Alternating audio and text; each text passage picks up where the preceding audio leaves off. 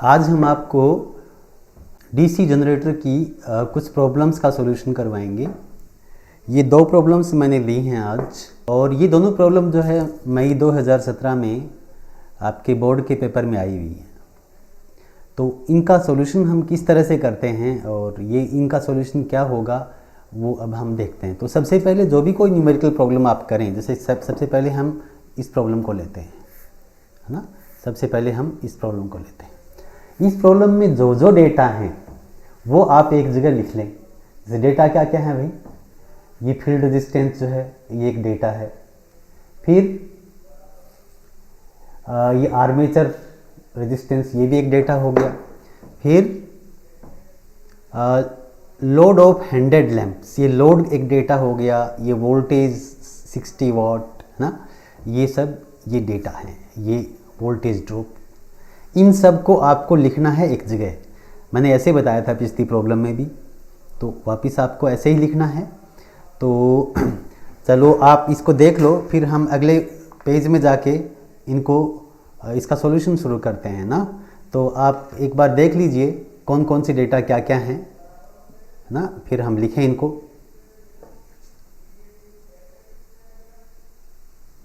ना देख लिया, याद कर लिया कौन सा डेटा कौन सा, या तो कॉपी पेन होगा ना आपके पास में, उससे लिख लो ना।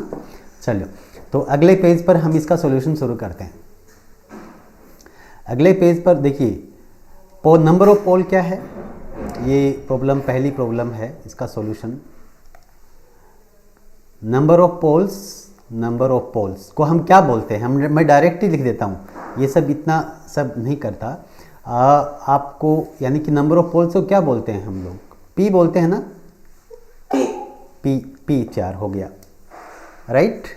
और उसके बाद में है हमारा ये किस तरह का जनरेटर है, डीसी शंट जनरेटर, ठीक है। तो ये एक तरह से डीसी शंट जनरेटर है। तो शंट जनरेटर का नाम आते ही आपके दिमाग में उसकी इमेज आ जानी चाहिए, है ना, किस तरह का इसका सर्किट होता है कि भाई आर्मेचर के पैरेलल में है, वो फील्ड वाइंडिंग लगी होती है। अब ये अगली जो प्रॉब्लम है, नहीं अगला प्रॉब्लम में जो अगला डेटा है वो कह रहा है भी आर्मेचर एंड फील्ड रेजिस्टेंस ये दिए हैं। तो आर्मेचर रेजिस्टेंस को हम RA से दिखाते हैं, है ना, वो आपका 0.2 ओम है। और फील्ड रेजिस्टेंस को जनरली कैपिटल RF से दिखाते हैं, ये कितना है, ये 50 ओम है ना, ये 50 ओम हो गया।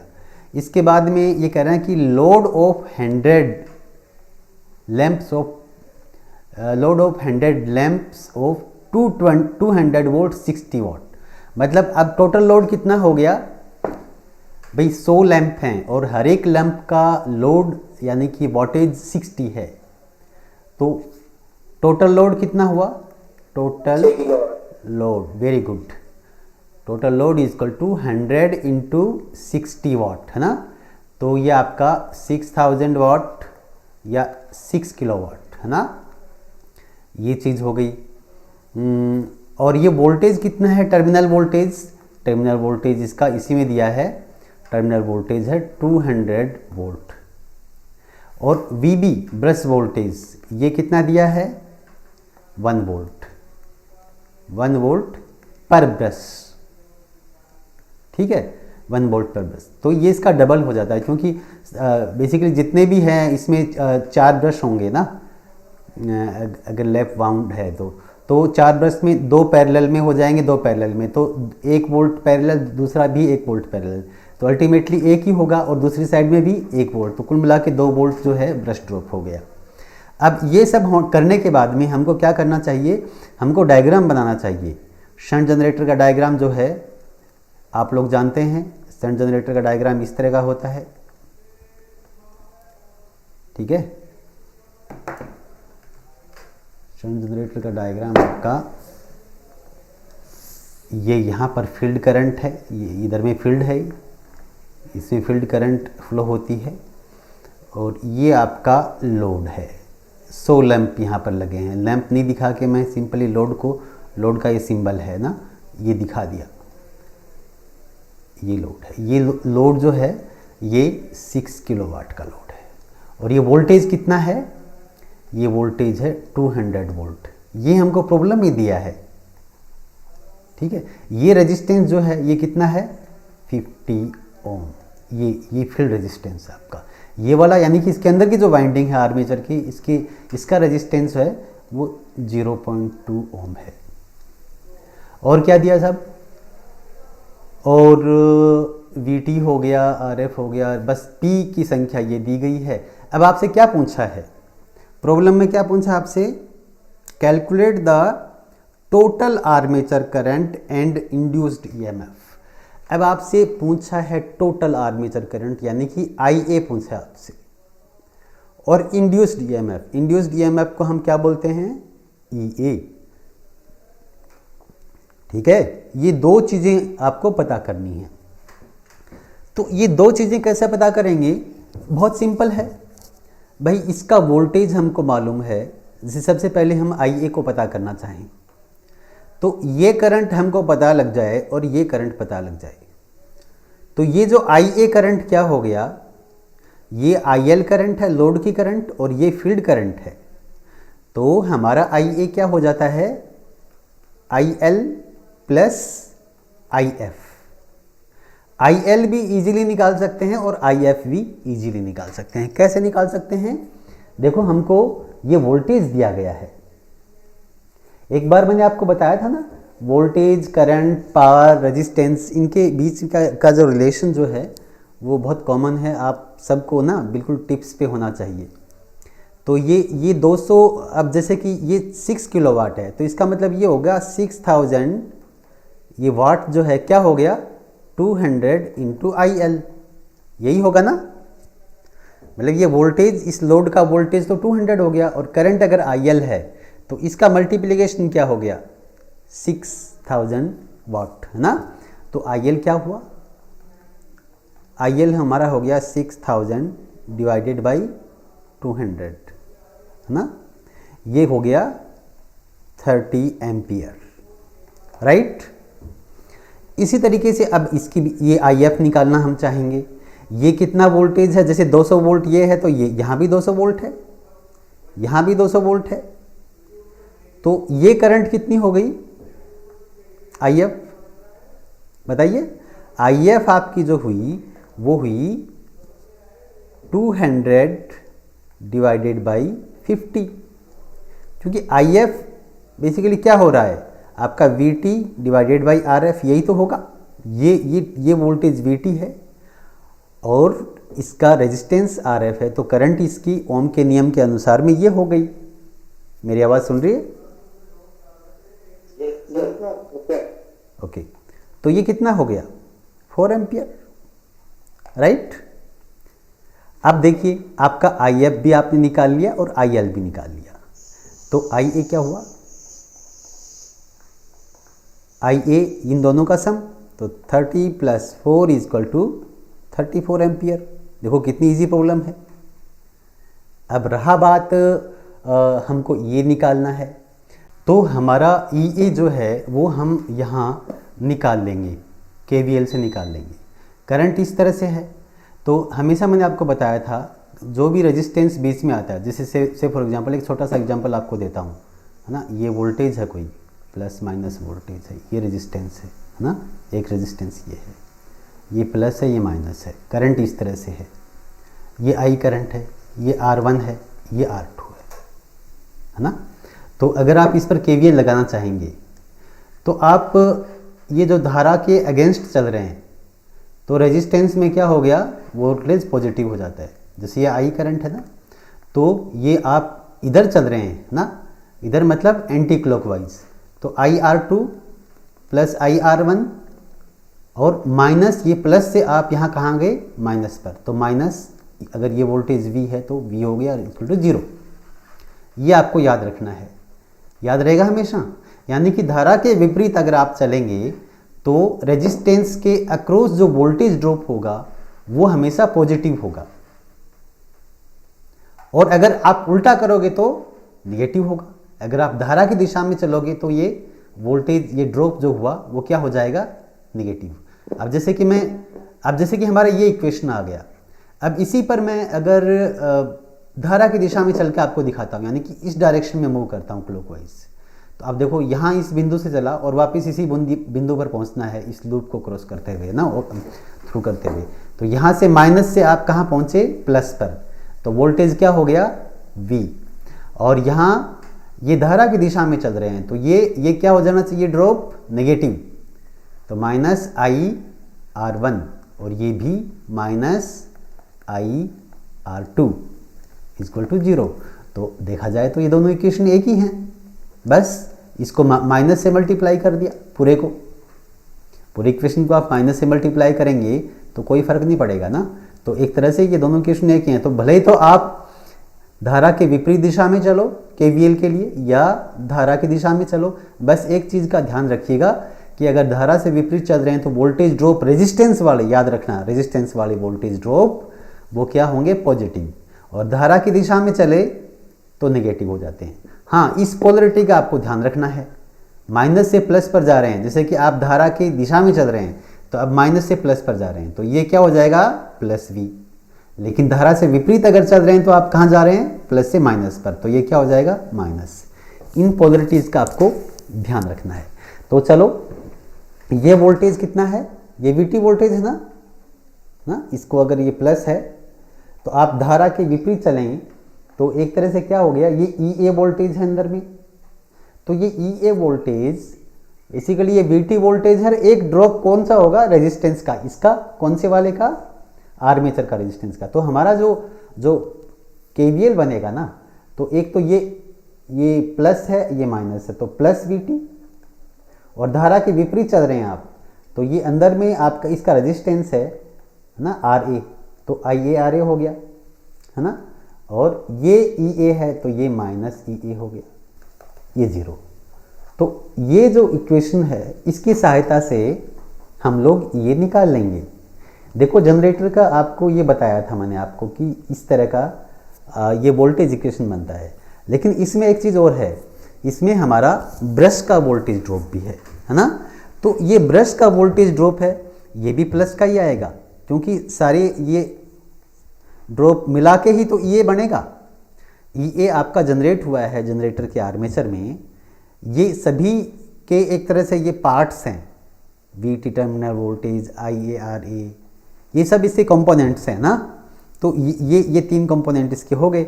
अब इस इक्वेशन में देखो, VT आपको मालूम है, RA मालूम है, IA मालूम है, अभी निकाला था आपने, और VB भी मालूम है। VB आपको मालूम है एक ब्रश का, 2 ब्रश का कितना हो जाएगा, 2VB।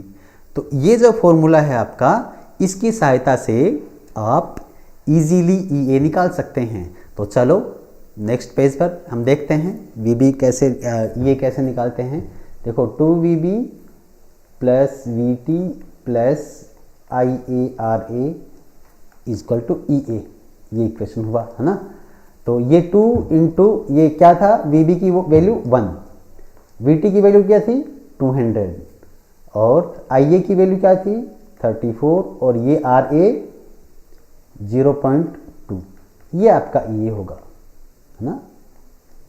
तो EA, ये सारी चीज़ें क्या होगी, 2 प्लस 200 प्लस इसका अगर हम निकालें तो ये कितना हो जाएगा, 34 मल्टीप्लाइड बाई 0.2, 6.8।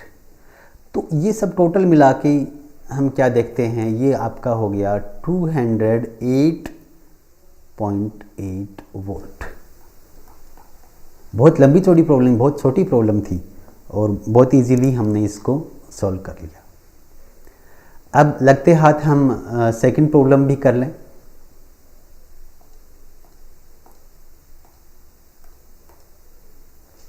ये जो प्रॉब्लम है, ठीक है। अब ये जो प्रॉब्लम है इसमें भी हमको देखना है कि जो सारे डेटा हैं एक बार आप देख लो, और इसको देख के उसके बाद में जो तरीका हमने इसमें लगाया था ना, वही तरीका अब इसमें भी लगाएंगे। तो चलो इस प्रॉब्लम का भी सॉल्यूशन करते हैं अगले पेजेज में। ये यहाँ पर आप देखिए, ये आपका लॉन्ग शंट है। आपका जो सॉल्यूशन है सेकंड प्रॉब्लम का, वो हम शुरू करते हैं। तो सॉल्यूशन में हमको क्या दिया है, ये इन्फॉर्मेशन दी है लॉन्ग शंट। लॉन्ग शंट बोलते ही आपके दिमाग में आना चाहिए कि लॉन्ग शंट किस तरह का सर्किट बनता है। लॉन्ग शंट मतलब इस तरह का सर्किट बनता है। अगर आपको याद है तो ये सीरीज वाइंडिंग और ये शंट वाइंडिंग, इस तरह का बनता है ना, याद है कि नहीं है? ये शंट जो है ये किसके पैरेलल में होता है? सीरीज वाइंडिंग और आर्मेचर वाइंडिंग, ये दोनों सीरीज में होते हैं, उसके बाद में इस कॉम्बिनेशन के ये पैरेलल में होता है ना, तो ये याद रखिए। अब सेकंड इंफॉर्मेशन क्या है आगे इसमें दिया है, ये कंपाउंड जनरेटर है और ये डिलीवर्स 24 किलोवाट, मतलब आपका लोड कितना हो गया? 24 किलोवाट का हो गया। और VT इसने कहा है कि एट 240 वोल्ट, तो VT हो गया 240 वोल्ट। इसके बाद में armature series field and shunt field resistance, यानी कि सीरीज और शंट फील्ड रेजिस्टेंस बताया इसने, तो RSE वो कितना है? वो आपका है armature series field and shunt field, sorry ये सीरीज फील्ड तो ये हो गया, और शंट फील्ड के लिए RFE हम बोलते हैं और आर्मेचर के लिए RA बोलते हैं। तो RA क्या है हमारा? सबसे पहले देखो RA इसने दिया है 0.1 ओम, तो 0.1 ओम। इसी तरीके से सीरीज फील्ड वाइंडिंग रेजिस्टेंस 0.2 ओम और शंट वाला है 100 ओम। ठीक है, ये सब हुआ। इसके बाद में हमको दिया है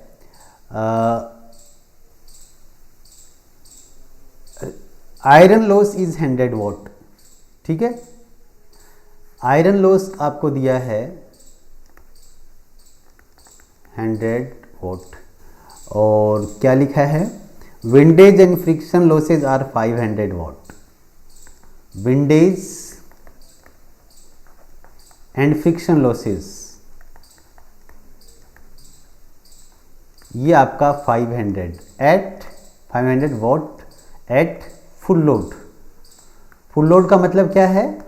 ये 24 किलोवाट लोड जो है जनरेटर अगर बियर कर रहा है उस टाइम पर। Calculate the efficiency of the machine, अब आपको जनरेटर की एफिशिएंसी निकालनी है। ठीक है, ये आपका वो इस तरह से आप आगे करेंगे। इसके बाद ही मैंने आपको क्या बताया था, आपको ये जो सर्किट डायग्राम है ये आपको बनाना है। लॉन्ग शंट का ये सर्किट बनेगा ना, लॉन्ग शंट कंपाउंड जनरेटर का ये सर्किट बना, और ये वोल्टेज कितना है? ये 240 वोल्ट, और लोड की वैल्यू 24 किलोवाट। यहाँ पर ये 0.1 ओम है, कौन सा? आर्मेचर का रेजिस्टेंस। ये सीरीज फील्ड वाइंडिंग है, ये 0.2 ओम है, और ये 100 ओम है। ये आपका लोड करंट है, ये फील्ड करंट है, और ये आर्मेचर करंट है। यहाँ पर अब देखिए आर्मेचर करंट, आर्मेचर रेजिस्टेंस और सीरीज फील्ड वाइंडिंग रेजिस्टेंस दोनों से पास हो रहा है। अब ये जो है आयरन लॉसेज ये तो फिक्स हो गया। ठीक है, विंडेज एंड फ्रिक्शन ये भी फिक्स हो गया रेटेड रनिंग कंडीशन में। तो ये दोनों का सम क्या हो गया? W0। तो W0 आपका हुआ 100 प्लस 500 इक्वल टू 600 वाट ना। ये आपका फिक्स लॉसेज हो गया। अब जो एफिशिएंसी का फॉर्मूला कल हमने जनरेटर में देखा था उसमें देखो क्या क्या आता है। आउटपुट पावर जो होती है VTIL divided by VTIL plus W0 plus ये वेरिएबल लॉसेज। अब वेरिएबल लॉसेज कहाँ कहाँ हो रहे हैं? कॉपर के हो रहे हैं। तो कॉपर में कहाँ कहाँ हो रहे हैं? देखो कॉपर जहाँ जहाँ है वहाँ वेरिएबल लॉसेज हुए। तो अब आप देखो कॉपर एक तो इसमें फील्ड वाइंडिंग में है, एक सीरीज फील्ड वाइंडिंग में है और एक आर्मेचर वाइंडिंग में है। तो इसकी अगर करंट हम निकाल लें, राइट, इसकी तो करंट नहीं निकालें तो भी चलेगा। ये इसका टर्मिनल वोल्टेज 240 है, डायरेक्टली आप इससे भाग निकाल सकते हैं V²/R से, बताया था ना फॉर्मूला। अब हमको क्या निकालना होगा? IA निकालना होगा ताकि ये जो लॉसेज जो हैं हमको पता लग जाएं। तो IA निकालने के लिए ये करंट IL निकालनी होगी और IF निकालनी होगी। तो IF तो कितनी होगी? IF तो आपका हो गया, देखो 240 वोल्ट है और 100 है, है ना, 240 वोल्ट डिवाइडेड बाई 100, तो कितना हो गया 2.4 एम्पियर। ये तो आपकी फील्ड करंट हुई। और IL लोड करंट अगर हम निकालें तो लोड करंट हो गया load power divided by load voltage, यानी कि टर्मिनल वोल्टेज, है ना। ये आपका हुआ 100 एम्पियर। तो पिछली न्यूमेरिकल प्रॉब्लम में हमने क्या क्या देखा था कि IL जो हमारा है वो क्या, सॉरी IA जो है वो क्या है, IL प्लस IF है ना। तो यहाँ पर हमारा IA क्या हो गया 100 प्लस 2.4 या 102.4 एम्पियर। अब ये जो करंट है हमको पता लग गई, तो इसका ये इसके अंदर लॉस है वो भी पता कर सकते हैं, ये लॉस भी पता कर सकते हैं, और ये IF हमने पहले ही निकाल ली थी। तो चलो वो अब हम करते हैं। ये 102.4 है और ये 2.4 है, तो ये लॉसेज क्या हो जाएंगे, कॉपर लॉसेज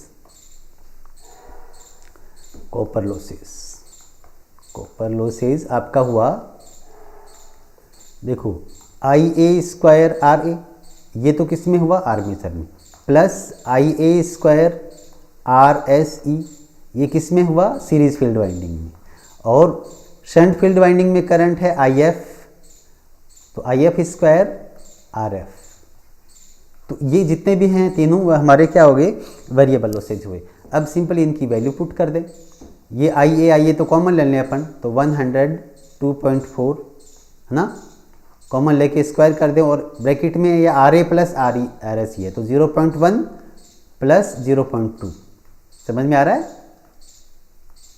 और ये 2.4 सॉरी प्लस 2.4 स्क्वायर, और ये RF आपका है 100। अब इसको हम कैलकुलेटर से अब कैलकुलेट कर लेते हैं। 102 का स्क्वायर, आपके पास में कैलकुलेटर तो आप देखिए निकाल के, ये है 10485.676 मल्टीप्लाइड बाई 0.3, और इधर में 2.4 का स्क्वायर, ये 5.76 ना, और ये है ना इंटू 100, तो ये हमारा हुआ पहले वाला तो 10,485.76 मल्टीप्लाइड बाई 0.3, ये तो हुआ 3145.72, और ये हुआ, इसको 100 से मल्टीप्लाई करेंगे तो क्या हो जाएगा 576 ना। तो ये हमारा टोटल लॉस जो हो गया, वेरिएबल लॉस, वो हुआ 3721.73 वॉट। तो ये आपका वेरिएबल लॉस था। और पिछली स्लाइड में हमने देखा था कि आपका जो कांस्टेंट लॉस था वो 600 वॉट था, है ना। तो टोटल लॉस जो है, वो जो फॉर्मूला एफिशिएंसी का, उसमें अब हम पुट कर सकते हैं इनकी वैल्यूज़। तो देखो VT क्या है 240, और IL कितनी है 102.4 डिवाइडेड बाई 240 इंटू 102.4 प्लस 600, ये है आपका constant losses, iron plus friction plus windage, और अभी हमने निकाला वेरिएबल लॉसेज, तो 3721.73। इसको अब हम कैलकुलेट कर लें, इसको 100 से मल्टीप्लाई कर दोगे तो आपकी परसेंटेज में एफिशिएंसी आ जाएगी, है ना। तो अब देखो इसको भी कैलकुलेट कर लेते हैं हम लोग। कैलकुलेटर मेरे सामने है, 240 मल्टीप्लाइड बाई 102.4 प्लस 600 प्लस 3721.73 ना। तो ये आपका डिनोमिनेटर में ये आ गया 28,897.73 और ऊपर में 24,576 यही आएगा ना। यही है। तो अब देखो मल्टीप्लाइड बाई 100, तो ये आपका हो गया 28,897.73 से इसको डिवाइड कर दें और मल्टीप्लाइड बाई 100 कर दें, तो ये आपका आ गया 85.05 है ना, 05 कर दो ना %। तो ये हमारा इसका प्रॉब्लम का सॉल्यूशन हो गया। Right, thank you.